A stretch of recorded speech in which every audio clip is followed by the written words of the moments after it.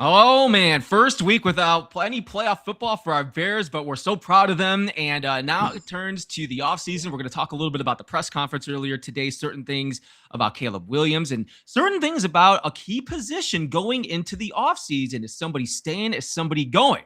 We're going to break all that down coming up next on the Chicago Sports Podcast.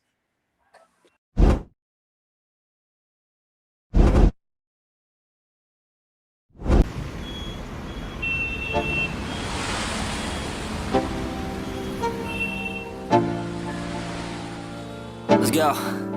Yo. Get up, nah, I ain't a quitter. Toss me the ball, I'm a really big hitter. Big picture, I'm a straight killer. Rising the song to the highest bidder. Got juice, got gas, I'ma move fast. New shoes, new tracks, like who's that? I'm new, come back, better than last. Yeah, it's a new me, never gonna look back. Never gonna look back. Cause damn, I was built to last. You move slow and I move fast. And that's that.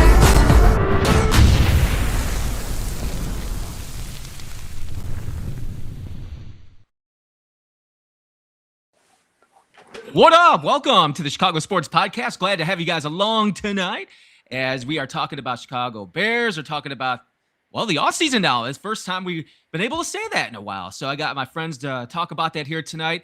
Got Big Drew in the house, man. Big Drew, it's always good to see you. It's always good to see you, bro. Hey, man, we're in the offseason now, but hey, we'll be back. We'll be back. It's no doubt in my mind we'll be back. So, hey, let's talk about this offseason. Let's go. And another man that's always positive and a happy, smiling face every time we have him on. It is Andy Up, man. What's going on, Andy Up? Hey, man, just happy to be here, man. We played almost we played deep into January for the first time in a long time. It was very refreshing.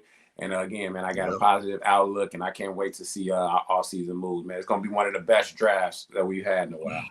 That's what we're talking about now, man. So a couple of days after the game, it's all about the offseason, and we're going to talk about that today on the show. Thank you guys for watching Chicago Sports Podcast on YouTube, on X, and also on Facebook. Many ways you can watch us on YouTube. Make sure you subscribe to us. You'll get those notifications popping in when we have shows. All right, guys. Yes. So a couple of questions, and we got all offseason, man. We that's the beauty about this now is we got all offseason to talk about free agency, to talk about the draft. But I guess it's all going to start with the press conference that we had earlier today, talking about Ben Johnson and some quotes from Ben Johnson, from Ryan Poles. And it starts off to me, and this is why I love our coach so much, guys.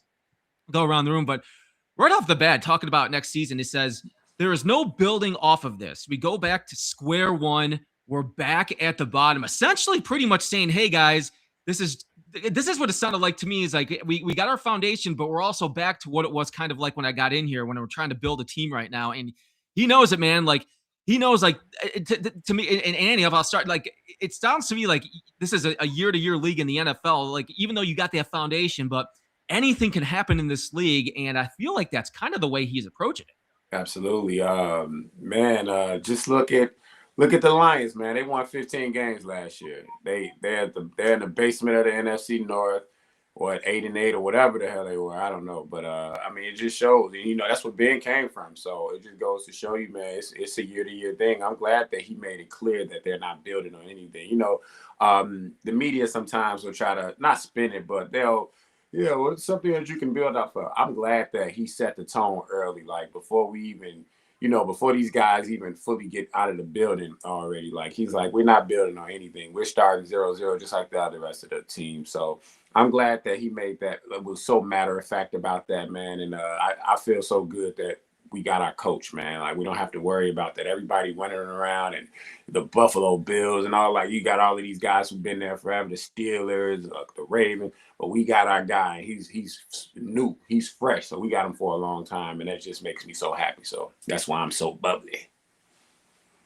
Feels bubbly. Big Drew's bubbly too, man. Big Drew's always bubbly when we're talking about the Bears, especially to piggyback on what he just said, man. We got our coach. And as far as a bonus, we have our quarterback as well. Yeah. Lord. It's been a long time coming. So, look, man, I like the tone that Ben Johnson set for us last year. But as they said, we this is a whole new year. As you say, Andy, we starting at 0-0. So I'm confident where we going. And Ben Johnson, I mean, I feel he's confident and what they're going to structure him and pose together. And I think they got some good ideas that's finna transpire. Just the nature of winning is that we already know that everyone is not going to be on the team next year because of the fact of contracts, due to the fact of people are interested, coaches as well, just like our running back coach. We don't know, which it looks like that looks like that was finalized. I saw that right before I jumped on the show that Bieniemy signed the contract with the the Chiefs. Yeah, I saw a lot of this coming already. So I mean, like I said, I'm being optimistic of what we're going to do. I mean, a lot of people didn't trust Poles drafting in the past, but hey, I'm gonna impose our trust and then being our trust. So I'm optimistic, and I know they're gonna make some good decisions for us going forward. Absolutely. Yeah, I agree, man. And back to say, we're gonna break into Caleb. You just mentioned Caleb. We're gonna talk about him in 1 second here and talk about the year he had, because Ben had some high praise for him. But yeah, going into this offseason with that quote too, and it kind of made me start thinking about the offseason in general. And now they had a full year in their belt, the coaching staff here, and they're going to kind of go through the roster and kind of look at the players that fit their schemes, fits their styles. And I think that's going to be a big part of this offseason. And we're going to have a lot of time to explain that too as we go on here throughout the offseason and what we think is going to be good and all that, the free agent list and everything. But you mentioned Caleb Williams. And Ben Johnson talked about Caleb Williams today as well, and saying that, I quote, Caleb Williams, number one believer, right? He said that. He's number one believer. He's going to be special in this league. And you could just see it too. We've talked about him every week, guys, about the touchdowns that he made. A touchdown pass he had in that game on Sunday. It was just another one you could add to his highlight reel, and that's not going to be the last one. He threw for almost 4,000 yards. We talked about that. Drew, we talked about that the last game of the year, that it was almost for 4,000 yards. He was going for 27 touchdowns. 7 interceptions. Now, Caleb even said it himself. He's got some work to do. He's got to work on some accuracy. He's got to work on some footwork. But you get the high praise from the coach for the quarterback. That's a great sign. We got the quarterback. We got the coach. They're going to build from here. Those are great numbers. And, guys, I got to believe with that type of year that he had this year, and back to what I just said about some of the players that they're just going to try to fill in with their scheme and their fit and stuff like that, that Caleb Williams could possibly, by the end of next year, be a top 5 quarterback in this league. Oh, is that a stretch? Is that a stretch? Is that a stretch? No. No, not at all. Not with Ben at the helm and Caleb at year 2 in his system. People forget, man. Like, the guy came from, even with, and I've told everyone I would die on this hill, even with the dysfunction that we had amongst our coaching staff, or just in our organization last year, Caleb came to play ball, man. 3,500 yards, 23 touchdowns, or whatever it was. And people were like, oh, my God, that's just, I'm like, that's not nothing to turn your nose up with when you factor in all of the obstacles that we were faced with. Like that. But, again, I didn't want to sound like such a homer and all that. So I just let it chill. Now you get Ben over here, a guy who knows what he's doing, a mad scientist, if you will. And you see the sky's the limit now. Everyone's looking for a chink in the armor. They're talking about the completion percentage. I was like, all right, that's overrated. But okay, now that's something that Caleb has burning in his soul, and he to shut him up again. So now I believe next year that's what's going to put him over the hump. He's going to have a higher percentage. And let's just be real, he would have 4K plus if Chicago receivers didn't lead the league and leaving and drops and leaving yards out there. He would have had 4K plus. So, again, man, shoulda, coulda, woulda, whatever. But I'm just looking at – I watched every down this year, man. The guy is awesome, man.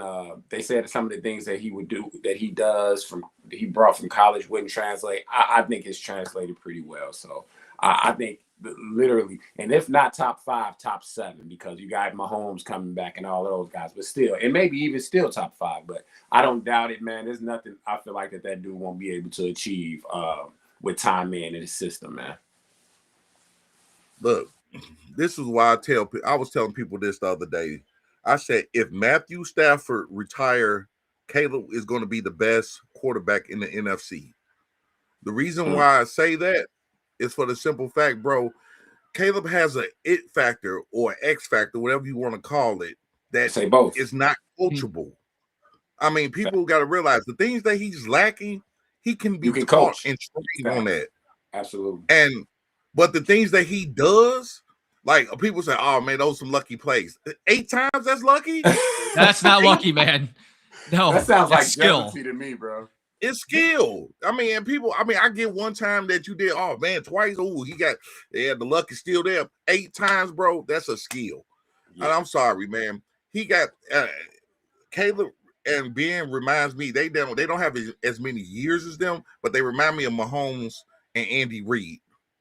Because when Andy Reid got a hold of Mahomes, for him to be special, he had to have the right coach. Yeah. And that's, you see Caleb, even without Ben Johnson, you see last year he had about 3,500, almost 3,600 yards, getting sacked 68 times. Yeah. Come on, bro. I mean, man, this people act like they didn't want to see Caleb succeed, bro. And no, period, I'm glad, period. Right. And I just feel even his first year, he over-exceeded people's expectations. And this year, he broke Eric Kramer's record. He made it to the NFC divisional round. I mean, it's just going up from there. People like, well, he might be like Jaylon and regress. I'm saying it's a possibility, but I don't see it happening. That with being there, because Ben ain't gonna let him do that. And also, I'm sorry to cut you off real quick. No, go ahead. Also, Caleb has the number one ability being availability on his side. That dude is durable as hell. I'm not trying to pour no salt, but the guy, I've seen him take a few good licks this year and still get up. I love his durability, so I have to throw that out there. Oh, guys, most definitely. Go ahead. I'm sorry, Drew. You know what it kind of reminded me of, and maybe you guys can agree with this. I was thinking about it at the end of the game on Sunday.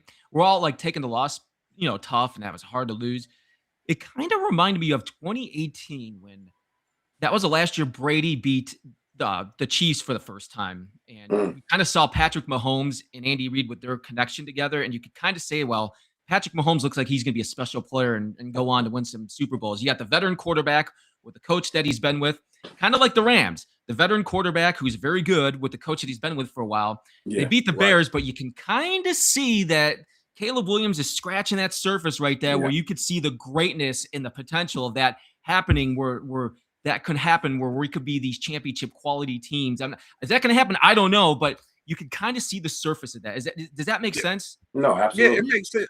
And then one thing I want to say, Matt, you see how I tell people you have to go through a bad situation before it gets greater. And that's what happened with Mahomes. Mahomes lost to Brady. He got better and went to the Super Bowl next year. I'm not saying that's going to be the same, outcome for Caleb. But what I'm saying is he was scratching the surface with the divisional round. I feel Caleb, he needed that to refuel himself because sometimes you need that hurt to get back right. And I think he's going to get better next year, and I think it's going to be sky's the limit for the Bears as a whole. Absolutely. You got people who, and I mean, let's just be real, y'all. Whenever something's good going on with any team, not just Chicago sports, but you're gonna have bandwagoners. It is what it is. Come on, they try to sit. Don't you know how someone sneaks in the classroom and try to sit down real fast behind a bunch of people so the teacher doesn't see that he was late. That's kind of how they are, man. Bandwagon. It's insane. And I take screenshots, bro. I'm crazy about that. I take screenshots. So I got screenshots of people. I'm not gonna put them on blast. I got things to do with my time. But I got screenshots of people who like, I told you, okay. Same person who was saying we should have kept built around Fields, and Fields is way better than Jay. I can't believe we got a guy that paints his nail. So now they all pouring in. And you can't pick them all out, but I got a few for sure I know. And I said all that to say, Caleb feels the love from the city, man. A city that, he had doubts about coming here. He wanted to go play for the Vikings. I bet you those same doubts aren't a long distant out of his mind. You know what I mean? And that's just so now his family knows, because they love Caleb over there. They're like, forget football. We want to make sure our son is good. His family knows that he can own this city if this guy goes out there and plays like he played all year, and the way he galvanized the guys, man, and it just he took more of a step up with the leadership, bro. Again, man, I could talk all day about the team and Caleb, man, but I'm super. I mean, again, the loss sucked, but I've been way more broken up about a loss that wasn't even a playoff loss before.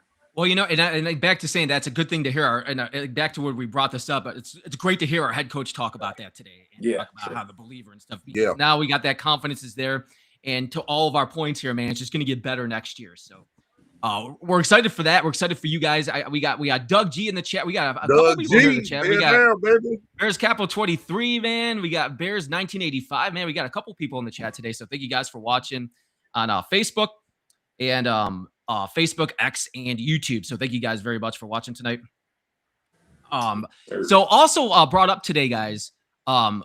I talked about it when I first started the show, the safety position, because Ryan Poles was talking about a strong desire about the safety position in general and talking about Kevin Byard, strong desire to possibly bring him back because he's a free agent. All of our safeties are free agents. So, I think that's going to be a good possibility. Obviously, he's going to have a market out there, Kevin Byard, but I think he's going to be key to be brought back to our team. And if that's the case, Jaquan Brisker is also going to be out there. Is that going to be a person that's going to be able to brought back? I think it's going to kind of be one or the other, but you could kind of tell he made a very strong impression today when he was talking about Kevin Byard. And I think that that could be a good possibility. And does that mean the end for Jaquan Brisker? I love me some Jaquan, man. We lost Jaquan last year, man. And it's like the defense just fell apart. People might say he's not the turnover machine and all of this and that. But the guy, he has a lot of heart, man, and he loves the city, he loves the team. Also, your best ability is availability, and I want to see that guy have a long, fruitful career. It's just that we've invested a pretty penny in Spider-Man, Kyler, man. And he played. Although he balled out Sunday. Yeah. He wasn't there. He wasn't there for the majority of the year, man. And I don't want. This was the first time Jaquan made it through a full season healthy. And my hats are off to him. God bless that guy. If I had my choice, of course I would take Byard. He's the seasoned vet. He's been doing it on a high level for a long time, and the guy takes care of him. So people keep talking about, he's 32. The dude, I don't think he's ever missed a game, bro. Like, he led the league. He's a Pro Bowler. You don't just let Pro Bowlers walk away. I don't care about age. I don't think the guy ever missed a game. He's a Pro Bowler. He's a leader on our team. I will give him a 2-year deal worth. Y'all figure out the numbers, but I probably would let Jaquan go see what he can get out there because I want him to get paid. He deserves to. He sacrificed his body out there. He's a good player. But I would have to take Kevin Byard, man. And I'm not thinking about age or any of that. I'm looking at stats. I'm looking at availability, and I'm looking at leadership. And I would take Kevin Byard, man. 7 interceptions, guys, tying the league this year. 7 interceptions, man. He took away the ball a lot. He's done something like that either. Just FYI. He makes up good points, Drew. Yeah, no, I totally agree with him. I would totally keep Byard, bro. As you said, the interceptions. The leadership, man. I mean, every time I watch the Bears come out, I mean, besides Caleb, Byard gets them boys fired up. Yeah, for sure. And and it's hard to find good leaders in the locker room that everybody respect, the coaches love. So I'm a big fan of Byard coming back. I mean, I like Brisker, don't get me wrong, but I just feel that he might be one of the ones that's going to be put up on I hate to say it, on the chopping block. And because let's be real, I mean, people gonna want to get paid, bro, and we can't keep everybody. No, we can't. So so due to the strain of things, I'm gonna go with Byard. But the only thing I would say, I would love to maybe down in the line in the rounds to get another safety so Byard can bring him up. Because I mean, we know Byard 32, but after a few more years, he might gonna be thinking about some things. So at least we'll have somebody as a backup already developed through Byard, and that way, if he does take that leap that he wants to leave or whatever, that we already have somebody trained up. Yeah, absolutely. And I think that's a good point. When you bring a captain like Byard back, you can go into the draft back to what you're saying, because you can't keep everybody. And then what I said at the beginning of the show too, when you start thinking about the coaches and their fits for the defense and the offense, I think that would be a perfect position. You can go in the draft and and try to find somebody a little bit younger too. So it'll be interesting, guys. This could be very interesting because they're both free agents, man, and both are going to be in high demand in free agency this year. I think both of them are going to be very. And Brisker had a hell of a game that last game, man. So I think they're both game of his life, man. And I don't. And to your guys' point, I don't think it's going to be tough to bring both of them back, especially when they're looking for a big. When they can go out there in the free agent market and get big paydays. So I just thought it was interesting that Poles did bring that up and said that about the leadership of Byard and how there's some interest right there to bring him back. So when you have a general manager saying that, that's going to be a great possibility. And for all of us Bears fans, man, we're hoping that happens. And both guys, great players. Also today, talking about some of the injury updates too, guys. Talking about Ozzy Trapilo, Noah Sewell had surgery, and they're all both of those guys are beginning the rehab process right now. Now it sounds like Trapilo is going to be out. Sounds like he's going to be out, and when you listen to them talk about it too, man, it sounds like he's going to be out for a good period of time. And I guess at that point, it's like, what do you do? Because that's going to be our future. That's going to be our young tackle that could be right there. Because it seems like they're very high on him, and they should. Because the times he was in there, I thought he played very well. He played very well. I thought he played very well, guys. So I think that might be one of those positions what you look at when they talk about him today and in his rehab process and what he's going to have to do to get himself back. That could be a position left tackle that you don't necessarily have to go into draft like the safety position, but you can find kind of that stopgap player in free agency, bring him in and kind of mold him there until we can get Trapilo back, because that can be a while for that to happen. Yeah. Man, I feel like stopgap would be the move since we've seen what he can do. He's a warrior, man. He got up off that field with that busted up knee, so we didn't have to take that time out. He embodies everything that Bears organization preaches, bro. Like, I love Trapilo, man. But yeah, I will go stopgap.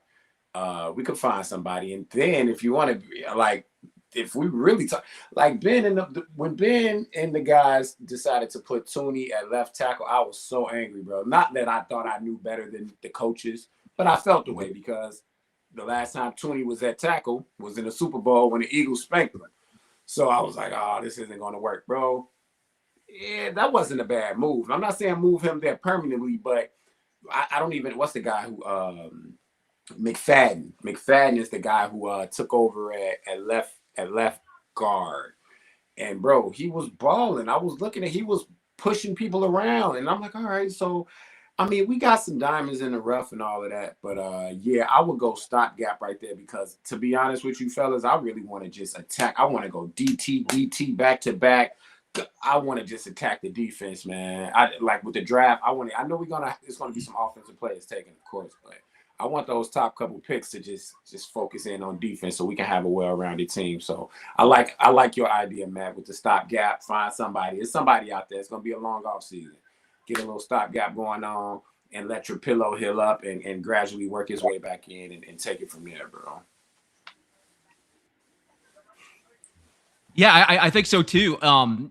And we'll see how long he's out. Again, that's an injury that could take some time, guys. Yeah. Just keep a couple other injuries to keep in mind too.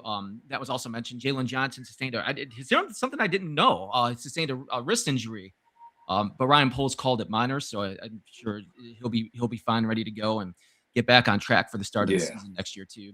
Also progressing with the rehab, Shemar Turner, Dayo Odeyingbo, TJ Edwards, and Kiran Amegadjie all in the rehab right now processing. So.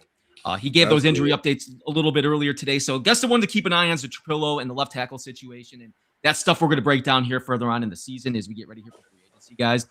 And then there's another one I want to bring up, and I saved for last year on the show today. Thank you guys for watching today on the Chicago Sports Podcast, on Facebook, on X, on YouTube. Subscribe on our YouTube as well. And you guys get the notifications popping up for all of our stuff going up. DJ Moore, a lot of talk about the miscommunication at the end of the game there. I know me and Drew shows all year talking about him on the injury report. We both loved all of us fans of DJ Moore here, man. He's a tough dude. Ryan Poles praised DJ Moore's leadership and his toughness, commitment to winning, setting the tone for the entire locker room. Had a lot of praise for him, but talking about that there's going to be some tough decisions in the offseason. And I got to wonder if that is going to include DJ Moore. Now, you can't just straight up release him because he's going to be making a lot of money next year, and that would be a big hit against the cap. But you can get creative ways. There are creative ways where you can put him out on the trade market, and then you can make a more focus on Rome, more focus on Burden and Loveland, and maybe We go Crosby. go out into the draft, but you can go get another young receiver in the draft. As we've seen over the years, guys, you can go into the draft second. We got Bird in the second round, but second, third, you can find good receivers in the first part into the middle part of the draft. So it's like, okay, DJ Moore, you cert all those qualities that I just said, and that's what Ryan Poles is talking about, guys. But is this a guy that could possibly be on the trade block now? Is this a guy, if there's a trade partner out there, that's a lot of, I think he's set to make $26 million next year to make that trade partner and see what you can do? Because I think you keep him. Yeah. Look at him. Drew, do we keep him? I love DJ Moore, bro. I love DJ Moore. But I'm going to be honest with you. DJ Moore, like, if we do make a crazy trade, he's going to have to be involved because, first of all, he's our wide receiver one. And he has the most value of anybody. I mean, everybody else are pretty much the ones that are like Love and all them are still rookies that we're not going to give them up. We just got them. So DJ Moore is more, more appealing to another team with a certain type of package. And, it's a lot of speculation going around about Crosby. We know this because we've seen it. So I'm just saying, even if we trade with Vegas or trade with any other team, DJ Moore is going to have to be a factor, bro, because he's just the more appealing one right now, especially after the catch with Green Bay and all that stuff. I mean, of course I don't want to lose him just because off that strength that he saved us from, losing that game. But due to the fact of if we want a better defense, a defensive edge, you see where I'm going with that? If we want that defensive edge, we're going to have to put DJ Moore in the equation to make a good package. That's just my take. And a lot of money there. As I said, it'd be about $26 million. So yeah. Something to keep in mind. What do you think? I see the smile on Andy Up's face over here. He's got not that you have anything to say, but I just look at your smiling face. I do. But I've been wrestling with this all day, man. And I did hear. I think I was so caught in the moment, but a couple people online said that DJ may or may not have been playing with a concussion towards the end of the game. Didn't see anything with my own eyes. I was a little lit. I don't know. I might have missed something. So I'm not making. We're all lit. I'm not right. I'm not making any excuses for the guy. I really like DJ. No. I think before I would trade him, though, I would try to sit down and restructure. And the only way I would trade him is if it's with the likes of a Crosby, which I don't think. I think somebody's just gonna forfeit their whole team and get Crosby, and it's something that we're not willing to do. It's a couple guys out there who aren't Crosby, but who would definitely be an upgrade to our D-line, and specifically our edge. And if we do what I feel like we need to do with the DTs and all of that stuff, it'll be good. Like Jaylon Phillips from the Eagles. Dude is a dog. He's not Crosby, but he's a dog, and we wouldn't have to give up much for him. But long story short, I would like DJ to sit down at the table so we can move some money around, because this is the first time we're going into the offseason with funds with scarce funds, basically. So we need Grady Jarrett, we need the DJ Moores of the world, a couple other cats to restructure and maybe get more back end pay or what have you, so we can maneuver some things. But I really like DJ, and to be totally honest with you, man, and I know Rome was nicked up, but Rome not ready to be a number one receiver on our team, bro. I just don't believe that right now. He was started off super hot, look good, facts. I know when you miss games, it's like feels like the world is passing you by, and he had the nicked up foot. But the foot shouldn't affect your hands, bro. And he doesn't look like number one to me. So that's why I would be DJ with that toughness and how he put those cheese curves away like that. It's like, okay, yeah, he is wide receiver one. And I thought this was gonna be the year that Rome was like, hey, but I don't trust Rome enough to just get rid of DJ that easily. It would really have to be somebody worth it. That's just my opinion. I think so too with DJ Moore. I think DJ Moore, you heard all the qualities that he has. I think it has to make sense.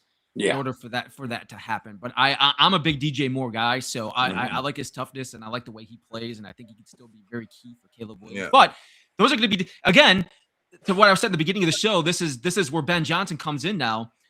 where he's looking for those type of players that fit his offense and the type of mold that's going to be in his offense and his scheme. And maybe he says, you know what, I tried out DJ Moore and he doesn't fit my scheme, and we go on to something else. I don't know the answer to these questions. And we're going to find, and that's what we're going to do, guys. We're going to find out this offseason, because you said it, and they said it in the press conference earlier today, that there's going to be some tough decisions, and there's going to be, and there's going to be some turnover on this roster. So, like I said, real quick, I said, man, we better get Crosby before the Lions get him, because he a Michigan boy.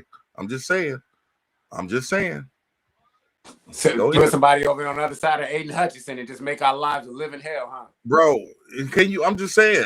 That's what I'm afraid of. They already sweep us every damn year for the past 2 years. Why not you put the cherry on top? Huh? You heard Drew said it first. Don't go to Lions, Max. We'll say it in the free agency. Leading up to free agency, Drew. We're going to bring the Max Crosby talk in here, unless those trades end up happening. Right. At some point. Thank you guys. It seems like everybody in the chat too. A lot of DJ Moore fans here I've seen here. I got Darius, you got Doug G, no up doubt. here, 1985, and thank you guys here for watching, man. We appreciate you guys' support.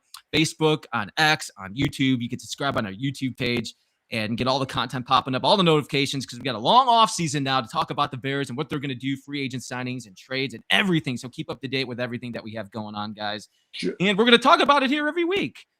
Big Drew and Annie up, guys. And we're going to be out here talking about it, man. You're right about that. See you all, guys. So thank you guys all in the chat, man. Thank you guys for watching this show. And Annie up, good to see you. Drew, good to see you guys. Thank you, brother. You too, man. Always a treat. Always a treat when Bears family meet, baby. Yeah, we're all family here, man. It's sad there's no more watch parties, but hey, it's all good. I also, guys, I want to thank our sponsors too as we wrap up for Bridges Scoreboard, bridgesscoreboard.com. They've been with us here forever. Dota Depot and Wind Creek Casino Hotel, man. Thanks to all of our sponsors of the show. Absolutely. We can't do it without them. So, hey, D Nice, bear down, bro. I ain't see you. My bad. Bear down, bro. Bear down, guys. Bear down, D Nice. We love you guys. We love you guys in the chat. Love you, Annie up. Love you, Big Drew. I'm Matt Cooper's Cowboys Sports Podcast, man. Bear down, you guys.